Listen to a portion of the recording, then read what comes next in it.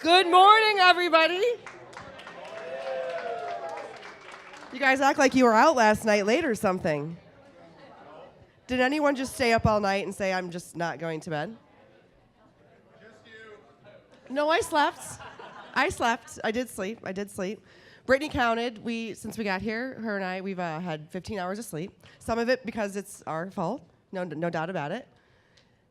Who that was with us last night is really glad that we waited at 3:30 to get poutine. It was like so necessary to get that. And I want to thank you guys for being up here in the front row. So obviously you guys probably had a little bit more sleep than others because you guys back there are like, oh, I'm going to try and snooze today. It's not going to happen. Jason's going to be up here and he's dialed in. So last night was great. How much fun was last night? That was a fun time. It was the Kettle One was flowing and flowing and flowing. Every time I turned around, they were coming out with more bottles. It was unreal. But everybody was coming up to a lot of us, just saying, thank you so much for being here. I was talking to Andy last night, and on behalf of the training team, I just want to say thank you guys. You guys have been so amazing from day one, completely engaged, so excited, so energetic. And we have really been re-energized just from being around you guys. So I just really want to say thank you. We are so excited that we are part of this new venture with you guys and that we were here at the beginning. So a round of applause for you guys. Thank you so much from us.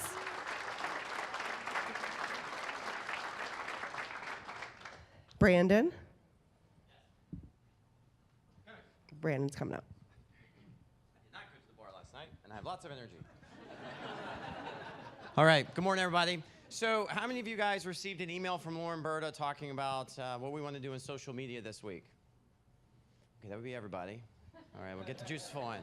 Okay, these are important things. Now, for us, you'll start to learn at Words Beverage, we've taken a very unique position on this. Social media doesn't just mean digital media, digital marketing, all those other terms that you're hearing thrown out there, okay? Social media, Facebook, Twitter, Pinterest, Instagram, these are outlets, no different than our corporate Works Beverage Canada website and these other things that we're going to be working on. But social is a way for us to collaborate, and guess what? Canada is the second most active social nation in the entire world. Okay, so very active users. The more people we can start to get to engage with the W, Works Beverage Canada, us as individuals, us as leaders, us as representatives in each of our territories, very, very important. We'll take all that reach, we'll take all that followership. So we went from basically zero, right, when we walked into this week, because who's following Works Beverage Canada on Facebook, on Monday morning? Oh, that's a good question. How many of you are following Works Beverage Canada now on Facebook? Okay. All right, we'll get there. So we had a competition. All right, and here are the results.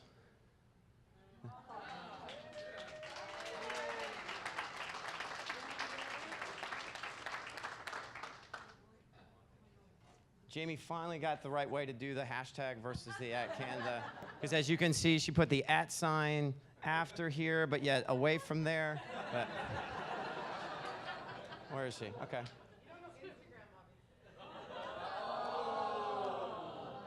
Talk about that one later. Guys, 213 total uses of our Words Canada hashtag. We even had a customer inquiry. Right, JD? That's correct. And who's tackling that customer inquiry? That was Martin? Yep, so we had a customer come up and say, hey, I'd like somebody, I'm filling out my beverage program. I'd like for someone to come see me here in the next couple days. Boom. It's very powerful, folks. Small business owners are using social media to try to increase their reach. Well, we want to have a voice and audience. This is just one thing. That's why we put it on the hashtags on the shirts and stuff. But we want to track this, manage this as one part of our overall digital strategy. So we have a winner. Who do we think the winner is? JD? Kristen? No, it can't be one of us. Okay. All right. There he is, Sean Sinclair.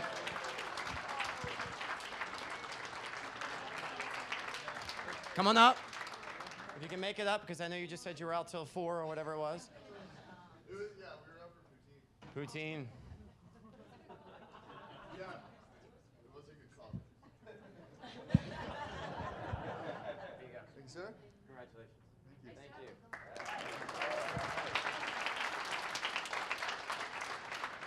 Get back to you. Okay. Even though I was out, I still have energy. I always have energy. Where's Dave Pradanovic? Right? Always. I appreciate that. Thank you. So I need you guys to really stay engaged. It's the last day. It's been a great week. So let's just finish today really strong. We have a few more things that we need to get through. Jason's going to come up this morning. We're going to go through structure call and some high-performance communication, and then we're going to break out this afternoon into our regions and go over some of your RD's missions and some plans for moving forward. But again, thank you guys so much. I can't tell you how excited I am to see this week come totally to fruition with all the work that's gone into it. You guys are just fabulous. So best of luck and welcome to the family.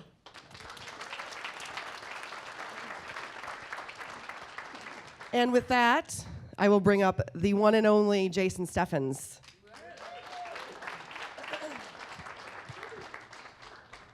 Man, I'm late. Oh, man. Hey, Kristen, how you doing? I'm good. Hey, how was business? It's good. Yeah. Hi. Business is good. Business is good. Yeah, well, you know, I'm just out and about today. Had kind of a wild night last night. I was at the club. Yeah. Yeah? I was getting it. Yeah? It was good. Do you have some good moves? I always have good moves. Okay. Yeah. Yeah. So I'm today, sort of in the middle of something. What's well, what's you up? know, I know you're kind of busy, Yeah. but I'm kind of running behind. So can I just, steal you for like just a few minutes? Because I've got this great $12 Chardonnay that I want to talk to you about. Okay. It's pretty sweet. It's a Central Coast, so I'm pretty sure that's California. So Are you sure? I think. Yes, it is. Oh, it's okay. California. Yes, that's right. So you know what you're talking about. That's awesome. I like Yeah, it. it's $12, and I've got to find like 2 more placements on this. So can you help me out? I mean, I know I helped you move last week, so I could, Yeah, about that. I'm missing some things from that move. really? Like what? Jewelry, No. Well, fancy you know, stuff. I don't know anything about Unmentionables. that, but it's one of those things to where I just need a couple more placements because of the fact my boss has been leaning on me tough, and if I can just get maybe 3 bottles to put on the shelf. No. All right. What if you take the 3 bottles and then I'll come in and buy one of the bottles? No. What if I throw in a tasting? Because my boss says I've got some of those to use. I have a too. bunch of $12 Chardonnay. Ah. And my boss is going to ride me if I do that. Goodness gracious. Okay, is there anything I can do? Maybe, wash your car. Laundry? I'm pretty good at laundry. My wife says I rock. Yes, that's right. Guys, this is why we're here, right? This is why we're here. Do we see this? Do you see your competitors out there day in and day out? They come in, they're all disheveled, papers hanging out of their bags. They're not ready. They're talking on their cell phones. That's not what being a sales consultant is about. It's not about you. It's about their needs, right? Exactly. And when we see these people on the street, they're bringing us all down. And I want you to know that if you've had that kind of experience, it stops now because you're the leaders. It's a new day. It's a new beginning. And structured call is going to actually get you there. Now, we here at Works Beverage, we believe in giving you the proper tools and skill sets that you need to be successful. So that in each and every account call, you have the ability to be a true sales consultant. You're not out there just pitching products. You're selling programs. That's a big difference. And think about that. Getting those skill sets, they tie directly into our corporate vision, right? We know our corporate vision. If you don't know it already, you've seen it several times this week, you need to kind of write it down. Because your bosses are going to be asking you, what are we going after? What are we trying to achieve? To catapult Works Beverage to the forefront of the distribution industry by July 1st, 2015. And the piece that we're talking about today, investing in our people, it ties right into that. Making sure you have the skill set so that in each and every account call, you're the expert. You say, well, Jason, you don't understand. I know about spirits, but I don't really understand wine. That's okay. We have tools that are going to help develop that capability for you. Yeah, but Jason, I love vodka, but I'm not really unsure about what the whole whiskey bourbon thing. It's okay. We have tools for that as well. For those of you that are brand new, that you're just getting into the industry, where are my newbies? Raise your hand if you're new. Oh boy, you're in for a ride. It is going to be a wild year. Who was here a little bit nervous as we went through the beer, wine, and spirits this week? You're thinking, my goodness, I didn't realize there was so much to learn, especially when it comes to wine. It's okay. We have a plan for that. It's all about investing in our people to make sure that you have those skill sets. And you can move forward and build on that. Now, we realize that not all companies utilize a performance-enhancing culture. But the ones that do, the ones that focus on constantly moving their people forward, they're going to outperform in revenue. They're going to outperform in employment. Their stock price is going to outperform those companies that don't. And when we talk about net income, it's through the roof. But the problem is that many times we look at these facts and figures and we understand that they're flawed. Why do you think they're flawed? What do you think? Because if companies aren't giving their people the skills that they need to succeed, more than likely, they're not going to be around anymore. They're going to be out of business, right? So we throw these up here. I love some of these expert predictions. Feel free to read through them with me. I love this one. 1968, August 2nd. With over 50 foreign cars already on sale here, the Japanese auto industry isn't likely to carve out a big slice of the U.S. market. Yep. I think there's a world market for about 5 computers. That's a funny one. There's no reason for any individual to have a computer in their home. How many of you have more than one computer in your home? How many of you have more than one laptop? My wife's a school teacher, and seriously, we have like 5 laptops. Even my 4-year-old's like, where's mine? Right? Exactly. Here's a few more. Everything that could be invented has been invented. 1899. Right? We don't like their sound. Groups of guitars are on their way out. 1962 about the Beatles. Right? And then this one, unfortunately, is actually very sad. No matter what happens, the U.S. Navy is not going to be caught napping. Notice the date? Right before Pearl Harbor. That's right. So why do we put these up there? It's because many times we make assumptions based on false generalizations. We have to be open to new ideas. We have to be open to those opportunities that are going to jump out in front of us. Now, last week you had individual trainers in your respective regions, and you guys saw this slide. So who can tell me, what was K? Today you're getting the knowledge. Knowledge is power. Right, Martin? It's powerful, getting knowledge. But it's not just about the knowledge. What's the P? Practice, right? Yesterday you guys got to do that. How about that role playing? That was awesome, especially when they changed the game and you knew it was all of a sudden a competition. A little bit nervous. Who was a little bit nervous, thinking that they were going to have to go up there on stage? Yeah? Hopefully you sought those people out that did it yesterday and actually told them how good of a job they did, because they really did. They got some practice, and then they got some feedback. What worked well? What didn't work so well? What needed some additional preparation? And by getting that feedback, it developed the skill. And many times people say, well, isn't S success? Well, yes and no. But many times we learn from our failures more than we do our successes. And that's why it's about building those skills. I want you to think back to your career and think about of all the things that you've experienced, the good times and the bad. And you think about those defining moments that forced you to move forward. It wasn't the successes. It was the failures. It was the time when you walked in and you were completely ill-prepared. You know, you totally flubbed the business math, right? They said, oh, well, tell me about the 12 communes of Beaujolais. And you're like, I like red. Right? And you got back in your car and you sat there and you said, you know what, that's not going to happen again. Right? Do we do this? We hold ourselves accountable, and we learn so much from those experiences that don't necessarily end with success. The good times are good, but the bad times, they teach us serious lessons. And it's about developing those skills. Because we can give you that knowledge, right? This week, you're getting practice, you're getting feedback, which is awesome. You're developing those skills, but you guys are the ones that have to actually have the desire that starting next week, you're putting this to work. Because I'll tell you, right now, I see a lot of enthusiastic faces. I see bright eyes. Everybody's actively listening, right? Nobody's just paying attention, right? We learned about this last week. Hopefully nobody's having erotic thoughts, right? 16% of you I know right now. Whoa, right? Okay? I want you actively listening to this whole thing. But remember, all these great things that you're learning about this week, you can either sit in the chair and nod your head and say, oh yeah, this is good. This was really, really good.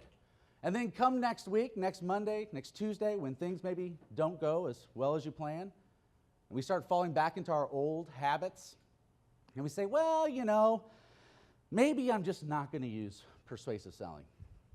Maybe I'm just not going to utilize business math.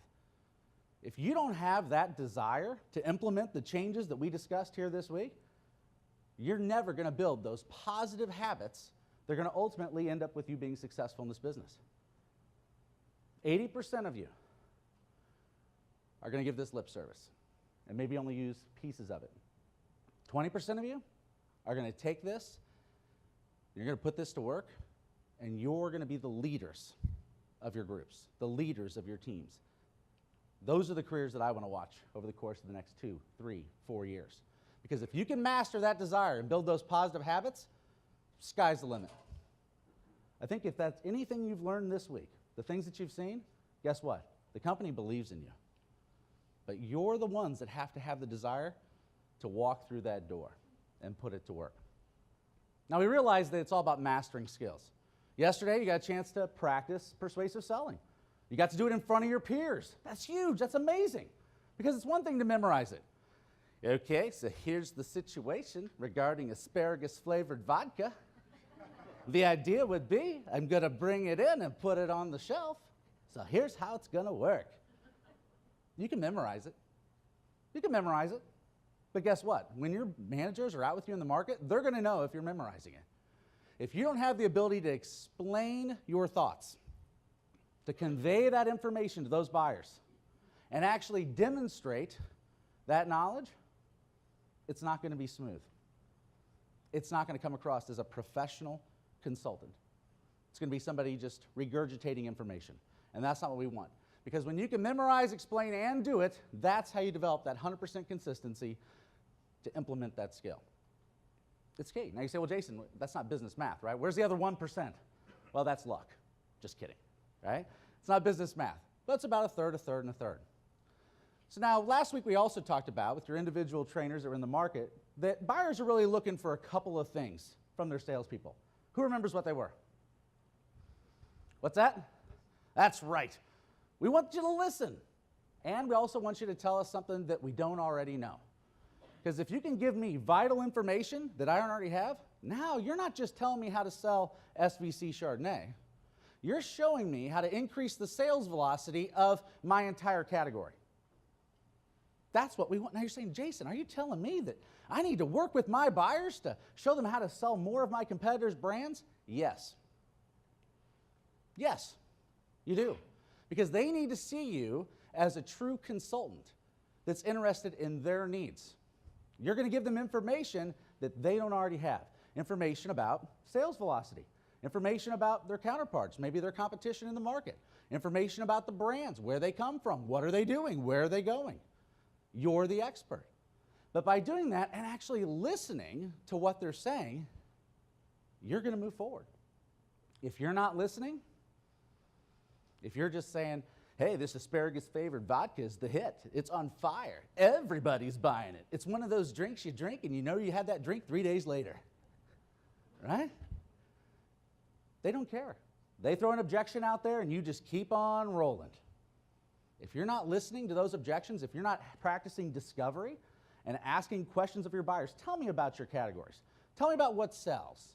Tell me about your philosophy behind developing your wine list. Tell me about your philosophy for red wines. Asking the questions that drive the discovery so that you can bring in products that address those needs. That's huge. Because now it's not just making a pitch. It's not just securing another distribution. It's tying a product that's actually a program to a need that you've identified prior. Because if you can do that, if you can actually tie that program to a need, the chances of you closing that sale, they're going to go through the roof. Obviously, we want you to actively listen, just like you do here. We want you to do that with your buyers as well. You say, well, Jason, you understand. My buyers, I'm the guy. I got style. I like to shoot from the hip. You don't understand. I got skills. Who here feels like that? That's all about rapport. Oh, he's my buddy. He's my pal. I will agree that rapport does matter somewhat when you're making your presentations. They have to somewhat like you. And if you're listening and if you're telling them things that they don't already know, they're going to like you. Not maybe necessarily immediately, but you're going to be persistent and eventually develop those relationships. But it's not all about rapport. It's about 50%. If you're actually telling that profit story and you're going against your competition that's the brother-in-law of the buyer or the old school buddy, they will come over to your way of thinking if it's about profit. If you can tell the profit story, if you can show them that you're bringing them unique information that they're not getting from anywhere else, if you can show them that you're a true sales consultant, you will build that relationship and steal that business. But you have to listen, and you have to tell them those things that they don't already know. Now, we always say that a good presentation should be a conversation. Should it be a lecture? What do you think? Yeah, it shouldn't be. It shouldn't be that roll off the tongue, pull out your persuasive selling worksheet. Hey, I got this last week. It was awesome. I'd like to tell you about the situation.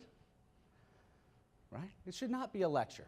It should be a conversation. What else should a good presentation be? You guys remember this from last week?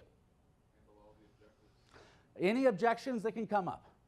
If you know that you're selling asparagus-flavored vodka and they have an entire wall of flavored vodka in the back of the room, what do you think one of the objections might be from your buyer?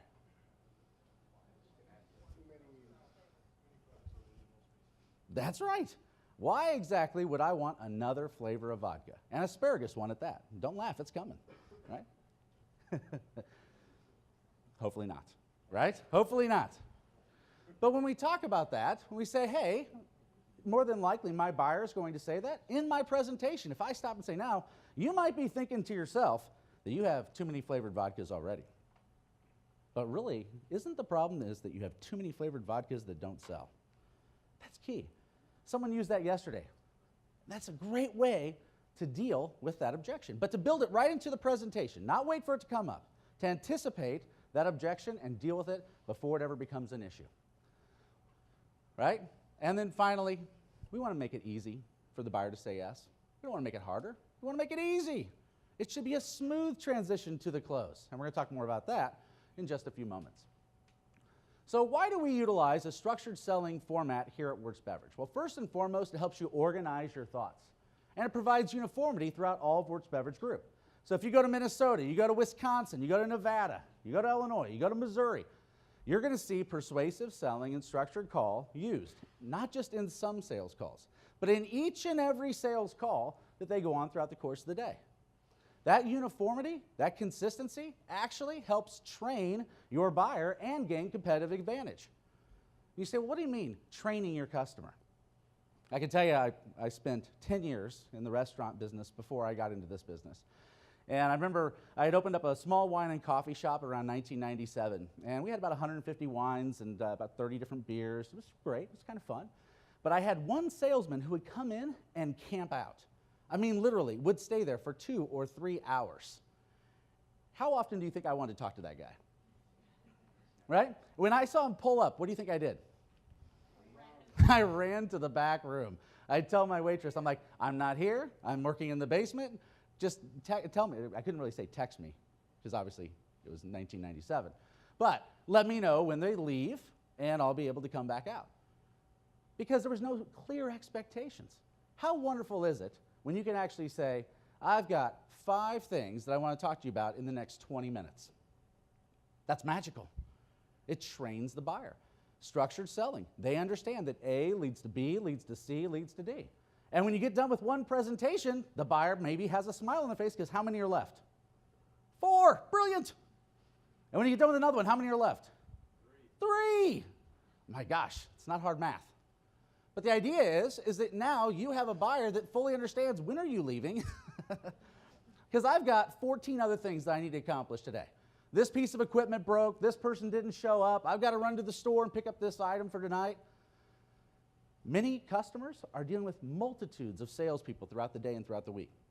We owe it to them to provide a consistent professional approach that trains them that there is a beginning, there is a middle, and there is an end.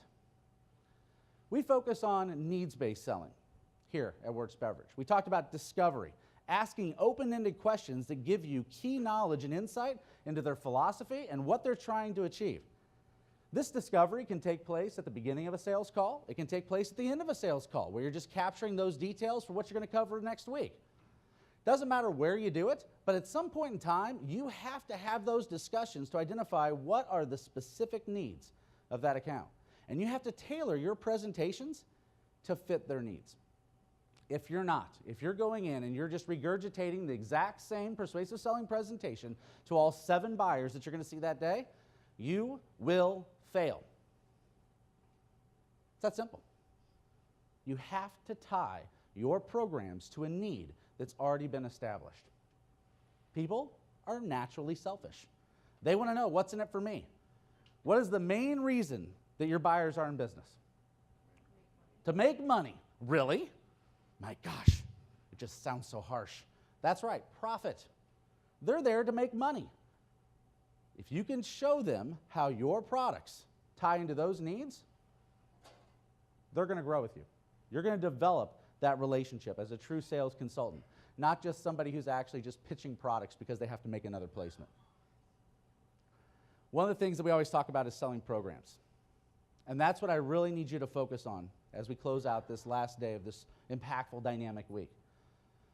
Lots of programs, lots of products that come throughout the course of the year. Innovation, is it ever going to stop? There will always be a new product that we're launching, right? And hopefully innovation products that stick around. But that being the case, we know that you cannot burn a customer. You cannot force an item in and then forget about it and pay no attention that if it walks out the front door, because all you care about is that you got it in the back door. When you stop paying attention to it and it goes on that shelf and it starts collecting dust and they took those 6 bottles that you needed for that last placement, the next time you walk in and you're pitching an innovation item, are they going to buy it? Why should they? Why should they? They shouldn't. But if we're selling programs that are geared towards increasing the sales velocity of their categories and their specific items in their store, they're going to realize that you're bringing something to the table that the competition is not. And those programs are your gateway to making good relationships with your customers. Now here at Wertz Beverage, we utilize several different ways to drive these core capabilities home. Obviously, persuasive selling format, you guys got that last week. We had some role playing yesterday. It was fantastic. Anybody feel a little bit better when they left here yesterday? Feel like you understood persuasive selling just a little bit more by seeing your teammates deliver on stage? Yeah, it's starting to become a little bit second nature. You got that last week. Today you're getting structured call. How do we go about calling on an on-premise or off-premise account each and every time? And the work with process, which we learned about last week, but it's actually going to go live on Monday. So this isn't something that you're only going to hear about here, but starting next week when your managers are with you in the market, they're going to be reinforcing these key components. Your managers are expected to know persuasive selling. And in fact, twice a year, we're going to videotape your managers giving a persuasive selling presentation to their boss. Oh yeah, Martin. Yeah. There's going to be some Clardocken going on. That's right. Yeah, so twice a year. Why do you think we do it twice a year? Why do you think? Yes. To keep reinforcing it. You know, we talked about yesterday when Andy was showing the movie on leadership. We talked about Shackleton. He wasn't prepared to make his people do anything that he wasn't willing to do as well. And that means it's not do as I say, it's do as I do. Your managers need to have the ability to deliver a persuasive selling presentation so they can coach you effectively in the marketplace. Your managers need to have a good understanding of business math so they understand how to factor margin and markup properly. Your managers need to understand how to properly call on a sales call and utilize all 8 steps of structured call. That is the standard and expectation that we have. Because when it comes time to throw the cases, when it comes time to build the display, they're going to roll up their sleeves and they're going to get in there with you because that's how we do it. Is that different? Is that refreshing? It should be. Because I can tell you I've worked for a lot of different distributors over my career. This is the only company that I've ever worked for where you see the VPs and the SVPs out there bussing tables and pulling sample glasses and emptying garbage and picking litter up off the floor because it's about the team. Everybody that's here supporting this initiative this week, those that traveled to your markets last week, those that came up for the strategic planning session a few weeks ago, we want to give you the tools and the skill sets. It's about you. It's not about us. It's not. And we're willing to go to work. We want to roll up our sleeves. We want to get out in the market with you. We want to build those displays. We want to do those staff trainings. We want to lead those wine dinners because we do it different. We're going to get dirty with you. And that's exciting. right? Many times you go on, you work for other companies and, oh, there's a 200 case delivery, but you know what? At the end of the day, I'll come back. I'm not going to make you have to merchandise that with me. No. Here, take off the suit jacket, roll up the sleeves. Let's build that display. Let's transition that shelf. Let's reset the vodka session. And because of that work with process, it's going to ingrain all of these things that we're talking about to where it becomes second nature and builds those positive habits that are there, that are second nature. And it will be. I know Kristen was joking about it yesterday. That you will be saying to your wife or husband, here's the situation. Seriously, I do it to my children all the time. My wife, it's so funny, she's about ready to throw the blender at me because she says, if you use here's the situation on me one more time, it's going to be bad. It becomes second nature. You're going to find this sprouting up in your thinking and the way you communicate with other people. So why is it actually important? We talked about that. Enhances business development, is that logical sequence, provides new merchandising, consumer sales opportunities. All of these things are key, but it's all about establishing a standardized approach to our outlet management. Whether we're talking about on-premise, off-premise, or corporate chains, it doesn't matter. Structured sales call is going to give you the pathway to success in each and every one of these accounts. So here saw this movie. Anybody see this movie? Love and Other Drugs? No? Was it not a big hit up here? Great movie, right? Obviously, I used it here because there's a lot of parallels, but if you actually move the binder, they're actually holding a box of little blue pills. So they work for Pfizer. They're pretty excited about launching that product. Talk about innovation. But we did put a bottle of Smirnoff in there. Why are we actually showing this? Because there are 8 steps of structured call. It starts off with planning and preparation, and then sales driver check, right? From there, we get into the reviewing the objectives for our day, looking at our pre-plan again, seeing if they still hold water. Our presentation itself, the close, not necessarily the close in persuasive selling, but closing up the account call. Sales driver activation, activating all the things that we sold in or all the ideas that we talked about. Who does what, when, where, and how. Then finally, we can take care of all of our administration, and then evaluation. These are your 8 steps to structured call. And we're going to take a few minutes diving into each one of these. Now, you do have certain selling tools that are at your disposal that are going to help you maintain this process. What do you think commercial talk is? Industry lingo. Do you have certain customers that talk a certain vernacular? Who here calls on a Walmart or Sam's Club? Anybody? They don't carry liquor up here. Okay, so give me an example of a. Okay, there we go. And what's an example of the lingo that they use that's specific to that chain? Everyday low price. For those of you that are brand new, you've got lots of acronyms to learn. I wish I could tell you that I had like a cheat sheet with nothing but acronyms on it, but I don't. You're going to learn lots of different things. But everyday low price. I know we talk about POD, point of distribution. Every chain has their own lingo, and you have to understand that lingo so that you're speaking their language. So you can build it right into their presentations, and they fully understand what you're trying to accomplish. A pre-plan. What are you trying to achieve today?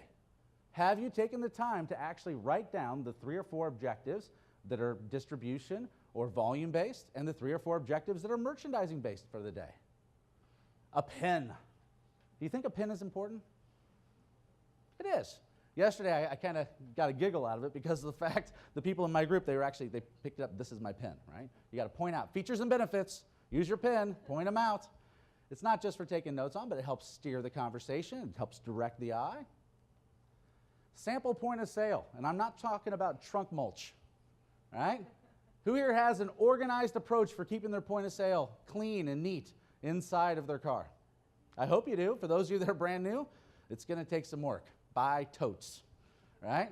The last thing you need is having expired rebates rolling around in the back of your car or thematic point of sale that's from something 6 months ago or a year ago. So point of sale is key. A sales presenter, whether we're talking about a sell sheet, whether we're talking about a computer, doesn't really matter, but what are you actually making the presentation on? A route card, what's my buyer's name? When do they place their order? When do they get their delivery? Do they like a certain sports team? You might want to actually write that down, right? Because you may want to actually reference that. It might help actually build your relationship. If they talk about their wife's name, their husband's name, do they have children? Do they like to golf? These are all things that's good to capture. It's going to help move those discussion points forward. So those are the 8 steps of the structured call, and these are the 6 selling tools that you're going to use to help drive these along. So let's get right into it. Before each and every call, you need to take some time to actually plan out your day. What am I trying to achieve? What are my objectives? Are they new distribution based? Are they volume based? Or is it simply merchandising? Is it improving my sales inside that store, driving the velocity with a better expanded display? Maybe it's a display change, moving it from the back of the store to the front of the store. But we have to identify, do they pass the SMART test? You say, okay, here we go, another acronym, right? SMART. Are your objectives specific? What do you want to accomplish? I want to go to an account and look at the wine list. Is that specific? No. That shouldn't probably be on your pre-plan. How about, I want to look at the wine list and identify certain holes in the New World section so I can better prepare for next week's market call where I can pull some samples and rewrite the wine list. Okay, that's a little bit more specific. 10 cases of Smirnoff located at the front of the liquor section. Is that specific? Yeah. Is it measurable? Can you actually say this was successful? Yes. Did you get the 10 cases? Is it ambitious? If the customer has never, ever bought a 10-case deal before, they've only ever bought bottles and 1 single case deals. Is 10 cases realistic? Yeah, sometimes yes, sometimes no. Right? Depends on some other factors. We want it to be realistic, but we want it to be ambitious. It's a lot easier to start high and then concede and go lower in case quantity.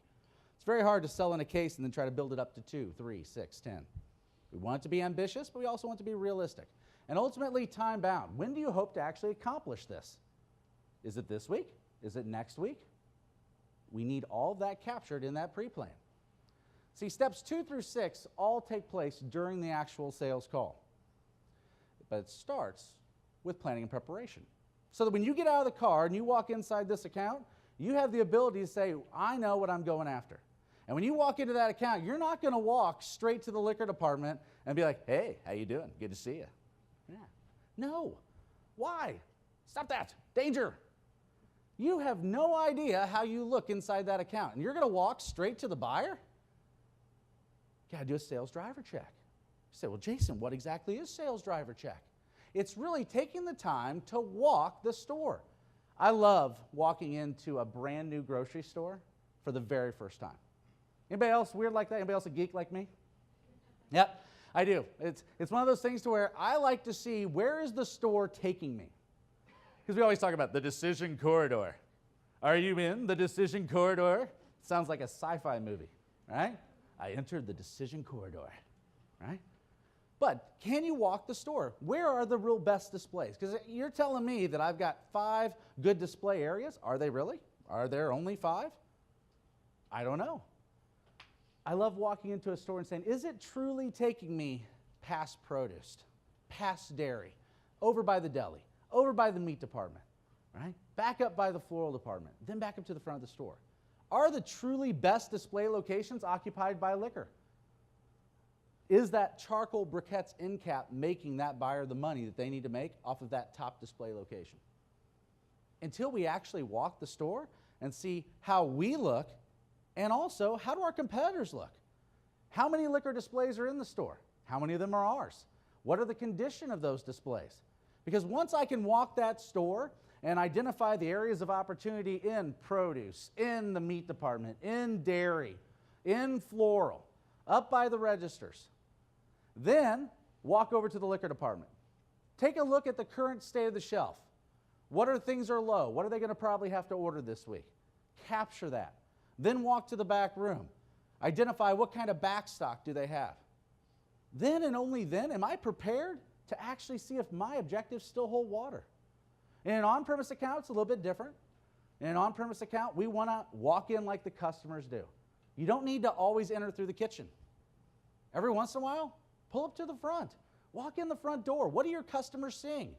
Are there posters? Are there table tents? Is there a menu board out front? Are your competitors advertising their new brands and their new innovation items? If so, how are they doing it? Is there a daily feature program? Is there a wine list? How does their back bar look? Sales driver check captures each and every piece of the visibility of your items in that account. And don't forget about social media. Before you even walk into that account, you need to see, do they have a Facebook page? Do they utilize Twitter? Do they have an email newsletter that they talk about their key items and send that out to a receiving audience? And if so, why aren't your brands in it? It's taking the time to say, do they have a digital presence? And if so, what are they doing with it? That's being a true sales consultant. That's not just selling products, that's selling programs. On-premise or off, it doesn't really matter. By doing this, you're going to catch a lot of things, catching a lot of issues. You're going to see price discrepancies, where it's one price in the cold box, it's one price on the display, it's another price on the shelf. A confused buyer does not purchase. It's true. If you can't fix those pricing issues, you're not going to be able to move that brand out the front door. It's just going to hang. It's going to identify new display opportunities, whether they're currently occupied by alcoholic beverages or not. That's powerful. To be able to walk up to that buyer and say, tell me about this 2-foot by 6-foot area, these 12 square feet, which I understand it's metric up here, so you have to adjust that proposition to meters, right? But are you getting paid rent on that space? Because when you have a shelf in a store, when you have a distribution on a back bar, that product needs to be paying rent. If they haven't sold through a case of that stuff on the shelf within the last 6 months, is it worthwhile for them to have it if it's a retail store? No. They can do lots of other things with their money to help increase the sales velocity. But if they're not getting rent off of that shelf space, if they're not getting rent off those displays, it's up to us to bring them exciting propositions that capture that opportunity. If I could show you how to make an extra $4,000 off of this square footage, off of this square meter, would you be interested? Yes. Let me show you how I can do it. You sit down, you draw out the business math. It's not just about the 10 liquor displays that are in the store. It's about the 50 displays in that store, of which right now only 10 are occupied with alcoholic beverages. How are we going to do this? We're going to follow the steps. I want you to actually think about the demographics that you see in these accounts. We're going to do this just by walking around. You're going to get a lot of information by just walking through these accounts. And I want you to be creative, because that's what you're paid for. You're not here just to walk around and hand out sell sheets and hand out rebates and shelf talkers and tell them about a new item coming to market. We want you to be creative, because you are true sales consultants. Now, outside, I understand that different legalities apply to different regions. So for those of you that see on and off-premise establishments that have outdoor advertising, outdoor point of sale, pay attention to that when you're walking up. If so, what brands are they actually promoting? Can you ask the question, can I get in on that? How does that work? Pay attention to that, because you'll be able to build that right into your presentation utilizing exterior point of sale. You can also talk about what's working. Yesterday we had a fantastic presentation up here where they were talking about, they were in a bar on Saturday night, and everybody was ordering this specific cocktail, and they want to know where they could buy it retail, and you're missing the boat, Mr. Retailer, because it's not available. Right? It's important for your retail accounts to know what is selling very well in the on-premise. What are my competitors doing really well with? What am I missing the boat on? This is where you can actually do that. We talk about off-premise. Are they utilizing samplings? Are they utilizing tastings? If so, how can we take part of that? What is the competition doing, and is there any consumer advertising tied to it? If it's in an ad and you don't have a 3-case display, you're going to run out of stock. It's an issue. So pay attention to this as you walk in, because as you're going through your sales driver check, and you walk the exterior corridor of the store, you identified the opportunities in dairy and meat and cheese. You have all this. You went to the liquor department, you did a preliminary shelf order, you went to the back room, you checked the back stock. Somewhere in here, more than likely, you're going to interact with the buyer. Would you agree? And how you enter is key. We talked about this last week, right? The 3x12. It's the first 12 seconds, 12 steps, 12 words in front of that buyer. That sets the tone for how that account call is going to go. If you come in and you're all disheveled and your tie's loose and your jacket's all thrown over the shoulder and you're talking on the phone and your buyer sees that, that's going to affect if you're going to get a yes. It is. Because they're always watching you.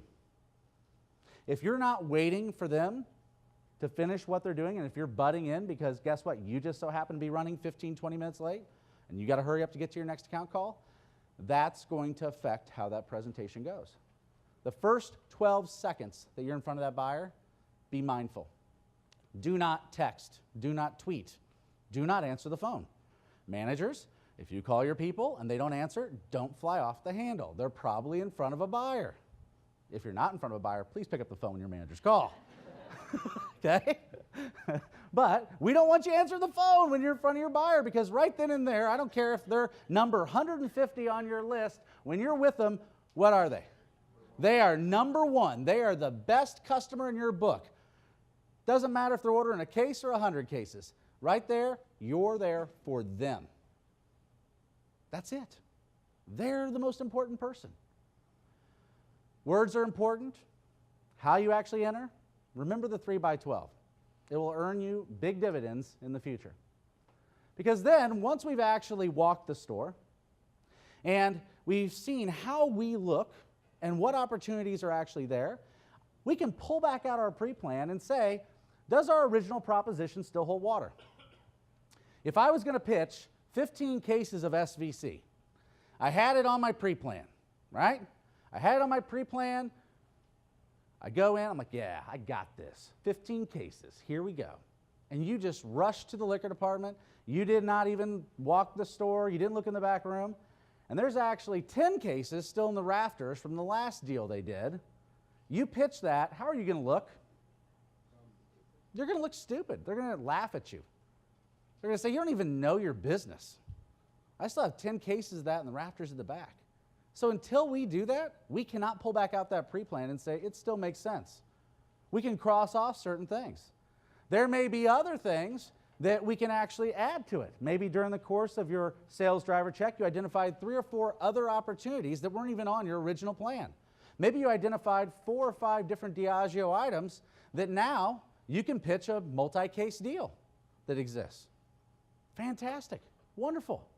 We adjust our proposition, and this is where we do that. Reviewing your objectives. Because then and only then can you move into the presentation. And we learned about this yesterday, right? Here's the situation. Do you have to say, here's the situation before every single presentation? No, but the word situation itself carries a very unique weight. It's a call to action, right? It's responsibility. It's bringing it back to business. That's key. To be able to say, you know, I realize that you have a situation in your Chardonnay department. Ooh, situation, right? I know I always laugh about the word situation. For those of you that live in an apartment with 1 bedroom or 1 bathroom, if you have a party and 50 people over and the toilet doesn't flush, is that a situation? It is. That's not a situation you can address tomorrow. That's a situation that must be addressed right now. You must put down your drink and go and deal with that situation. Stating the idea. Clear, concise, to the point. What do you want to do? I want to bring in a 3-case stack. Put it there. Explain how it works. Who does what? When? Where? Because why do we want to do that? Why do we want to commit and use I and my? Take ownership. You're going to work for that account. I'm going to come in and do that staff training. I'm going to lead that wine dinner, Mr. Retailer. My team, we're going to build that display. My team, we're going to come in and relook at that wine list. So reinforcing key benefits, the 1 or 2 key things that really stuck in their mind, and then ultimately closing. And as you learned about last week, for God's sakes, just close. There's 21 different closes that you can utilize. Whether you like the fear close, the assumptive close, the summary close, the concession close, it doesn't really matter to me. But for the God's sakes, just close. I cannot tell you how many times that I've been out in the market working with fantastic reps that turn features into benefits. They tied them together. Beautiful presentations that each contained a business math concept. Wonderful. And then we get to the end. And what do they say? Okay, I'll see you next week. And I'm sitting there going, yeah. Would you like to buy this today? That's all you got to say. You got to close. Fear close is great. Assumptive close, more than likely you're selling them something that they've already bought before at a price that's the same as or better than the last time they bought it. You're assuming that they're going to say yes. This is key.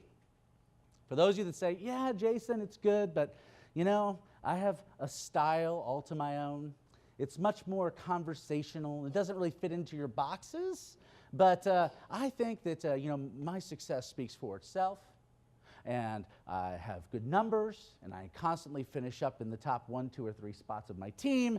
And yes, I'll do this when my boss is out with me, but you know, I really don't see the need to utilize persuasive selling. Too bad. This is one of our core capabilities. You will be evaluated in the market.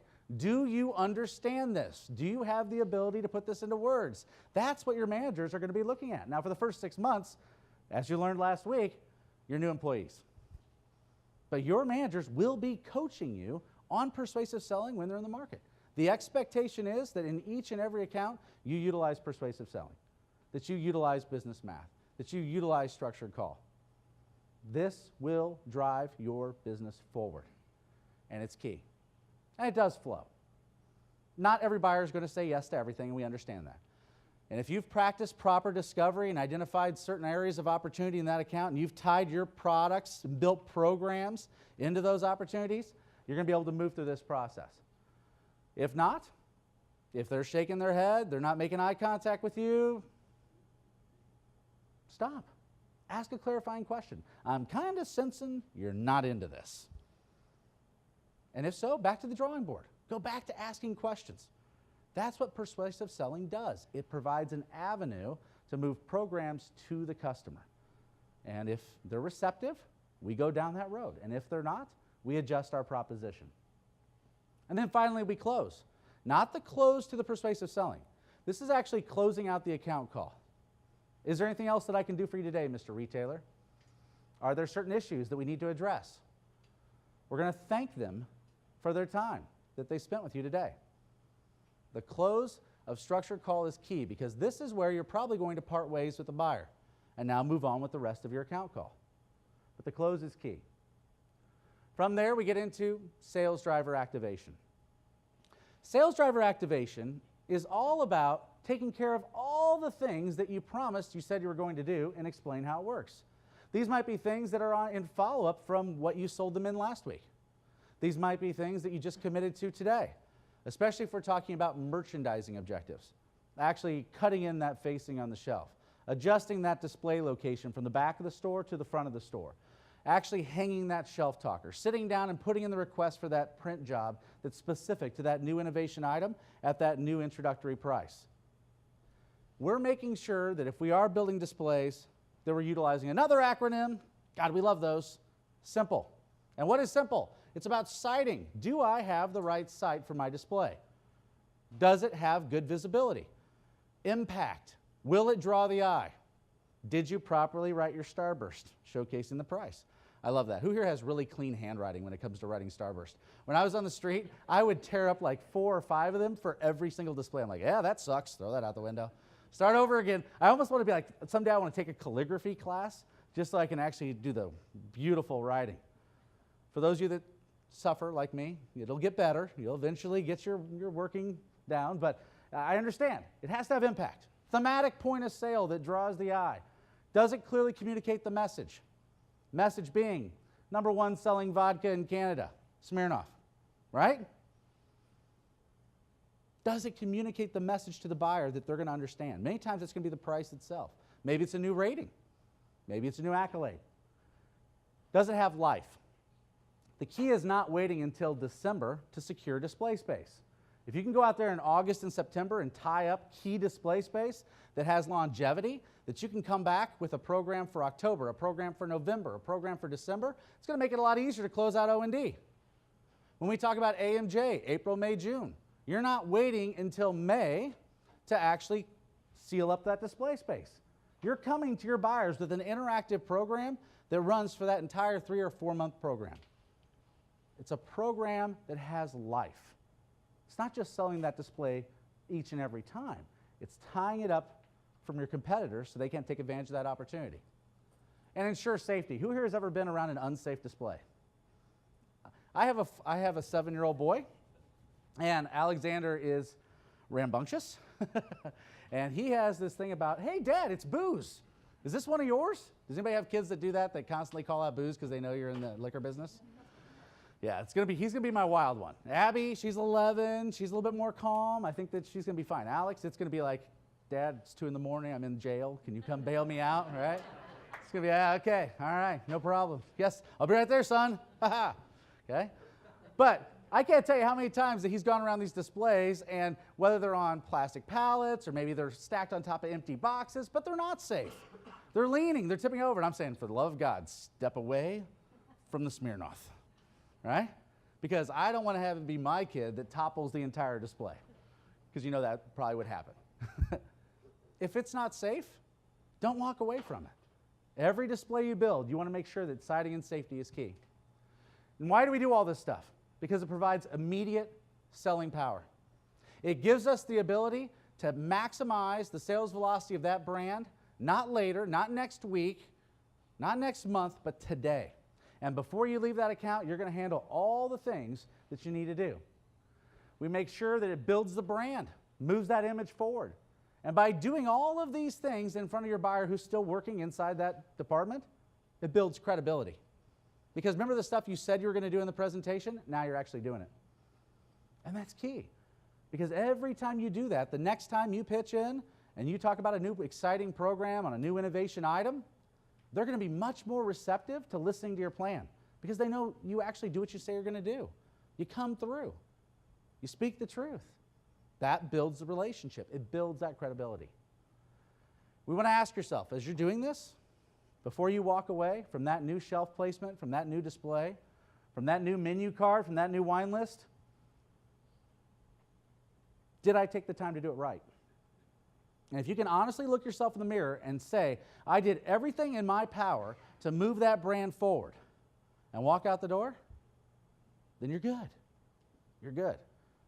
If you say, well, I could have done this, I could have done that, I could have been better prepared for this, go back. Do it right the first time, and that's going to matter. Now, when we talk about structured call, we understand that it's a new behavior. So you have to stop and say, am I happy with it? If so, we can continue on. Thank the buyer, shake their hand, move on down the road. Buyer's got 20 other people he's got to deal with. Thank you very much for your time. I'm going to finish up the things I need to do here before I move on. Because you're not walking out of the account yet. Now it's about time to spend some time on administration. On your computer, you're going to be filling out surveys. You're going to be capturing needed information, maybe changes to their route plan. We want you to be organized. If you were supposed to put together that print request, now is when you're actually putting the final touches on that. If you need to look at a business review, that's fine. You can do that there. Anything and everything that goes along with administration takes place in this step. You're going to have to learn to be very, very organized. For those of you that came over from Diageo, who had the highest amount of emails in their inbox? What do you think? Can anybody beat 2,000, 3,000, 5,000? Nobody wants to own up to it, right? Guess what? It's a new day. Everybody got a brand new email last week. Let's start making good choices now to develop a process and a philosophy so we can stay organized right out of the gate so you're not dropping the ball, you're not missing deadlines, you're not forgetting to get back to people. This afternoon, or actually right after this, we're going to be talking about high-performance communication and certain things that you can do to develop that philosophy. Being organized is going to be key to your success in this role. For those of you that aren't naturally organized, you're going to have to make this a focus. Anytime you identify a weakness in your skill set, you've got to throw resources at it to make it a strength. Where are my wine people, my winos, people that really know wine? Okay, a few, all right. Where are my whiskey lovers, people that really know whiskey? Okay. How about beer lovers, people that really know beer? A lot of gaps in those category skills. Make those weaknesses strengths. Start throwing everything you can at becoming an expert in beer, wine, and spirits. The same thing with organization. We're going to give you tools that you can be successful, philosophies that you can use. They're going to keep you organized. Here are some different examples of different types of administration that you're going to be doing. Running computer reports, sending email, getting back to your manager about that new initiative, that new distribution that you were chasing after. Talking about special surveys, updating that account profile, and understanding that it doesn't end there.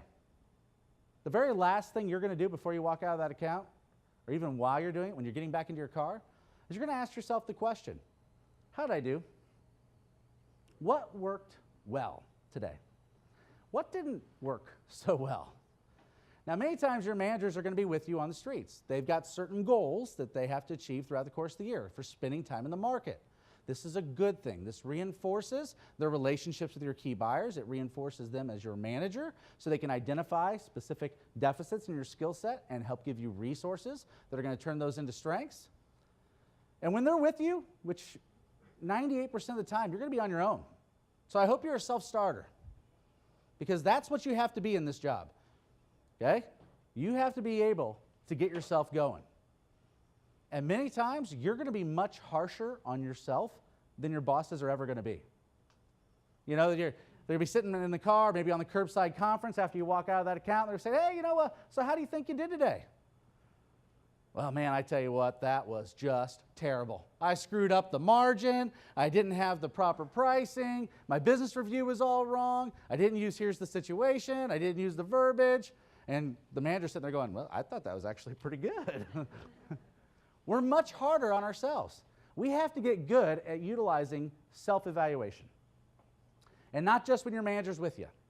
Because how you're going to get better is when you identify the weaknesses, and you can actually throw resources at them to turn them into strengths. Was it successful? What could I have done differently? How could I have better have laid out my business math scenario to get a yes? And what am I going to do differently next time to make sure that my chances of getting that yes actually increase? That proper evaluation, taking the time to say, what am I going to do differently next time? That's going to help you in planning out the next account call. It truly is. You're going to capture that in your pre-plan. So now that we've talked about structured call, we understand that those 8 steps of a sales call, they provide uniformity. Those 8 steps of a sales call are going to make you more professional, right? It's going to train that buyer that there is a plan, there is a program. In the beginning, I can tell you it's going to be a little awkward, right? Just like last week when everybody stood up, they crossed their arms, and they tried to do it backwards. It's going to be awkward. Structured call is going to take a while. But once you actually have developed those positive behaviors, and you have the ability to look at this and say, this is second nature, it will be. You will have the ability to walk into an account and do it subconsciously. You're going to find yourself doing it even not in your accounts. Even when you're just walking through a grocery store. I think I'll walk the store, right? It just happens. You find yourself facing up bottles, dusting bottles, cleaning up your displays. My wife yells at me all the time. She's like, what are you doing? We're just here for milk. I'm like, got to clean up the display. Right? But I want to challenge you. For those of you that are seeing this for the first time, make the decision to adopt these principles. For those of you that have seen this before in your prior role, but maybe it wasn't focused on or reinforced by your management team or evaluated, make a renewed commitment to this core capability. Understand that this will move your business forward in on, off-premise, and corporate chains. This challenge, I urge you, will move your skill sets forward. And ultimately, build your relationships with your customers. Give you the ability to sell more product. You mean, Jason, really, is that what it's about, selling more product? Yes. Are the goals ever going to go down? No, it's like, hey, great year. So our goal next year is to do 4% less. Is that ever going to happen? No. It's all right. We worry about next year. Right now, it's all about growing. Okay? They're never going to go down. The fact is you have some innovation items. You have a nice-sized portfolio. Will that portfolio stay the same, or will it increase over time? Will the expectations go down, or will the expectations go up? Up. And that being the case, we have to make sure that we have laid the proper foundation so that as that portfolio expands, as those objectives increase, we can implement them directly into our program and keep on trucking. That's what this does for you. Hopefully you found this last hour interesting, engaging, exciting, right? The big E we always talk about. But ultimately, I want you to take this home with you. This is not just a check the box. This is our core capabilities of how we operate here at Works. And it will get us to where we need to go. Thank you for your time and energy. And yes, thank you.